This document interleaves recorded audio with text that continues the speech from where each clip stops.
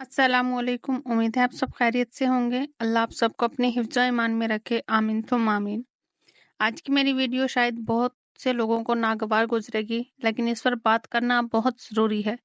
आज की वीडियो में हम बात करेंगे हराम ताल्लुकात, हराम रिलेशनशिप पे, जो आजकल एक ट्रेंड चल पड़ा है।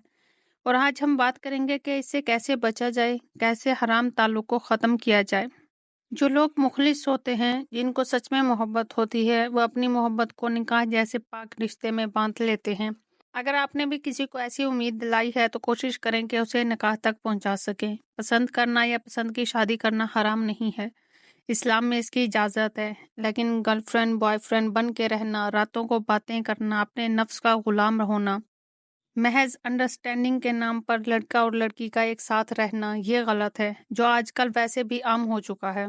एक बालिग लड़का और एक बालिग लड़की महज अपने नफ्स की तस्कीन की खातिर एक दूसरे के साथ रहते हैं और वो उसको अंडरस्टैंडिंग का नाम देते हैं।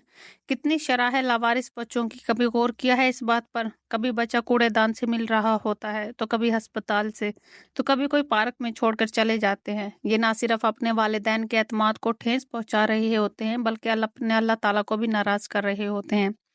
लोग 6-7 साल, हत्ता के 10-10 साल साथ रहते हैं और आखिर में ये कह देते हैं कि उनके घर वाले नहीं मान रहे, वगैरह वगैरह। तो बहुत ज़रूरी है कि हराम ताल्लुकात ख़त्म हो। सवाल ये है कि ये ख़त्म कैसे होगा? हराम ताल्लुकात को ख़त्म करने का सिर्फ एक ही रास्ता है, और वो ये है कि आप अपने अल्लाह की तरफ लौट आएं। आपको एहसास हो कि जो आप कर रहे हैं वो बहुत गलत है। आपको अपने नफ्स के खिलाफ जहाद करनी होगी, नमाज की पाबंदी और कुरान को तफसीर से पढ़ना शुरू करना होगा। और अगर आप उस ताल्लुक को लेकर सीरियस हैं तो आप अल्लाह तबारक ताला को कहें, तो आप उसको दुआओं में मांगें। आप अल्लाह ताला से कहें कि अल्लाह ताला उस इंसान को मेरे नसीब में लिख दे, और बहुत ना सोचें फिर उसके बारे में, क्योंकि जब आप किसी नामहरम के बारे में बहुत ज़्यादा सोचते हैं तो शैतान आपको फिर वसवसों में डाल देता है। शैतान आपको गुमराह करने की कोशिश करता है।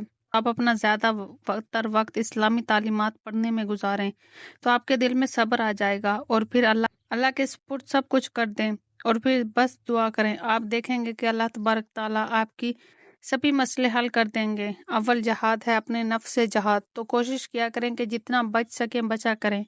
अल्लाह से दुआ किया करें कि अल्लाह तबारक ताला हम सब के लिए आसानियाँ पैदा करे। आमीन सुम आमीन। जज़ाकिल्लाह खैर। खुदा हाफिज़।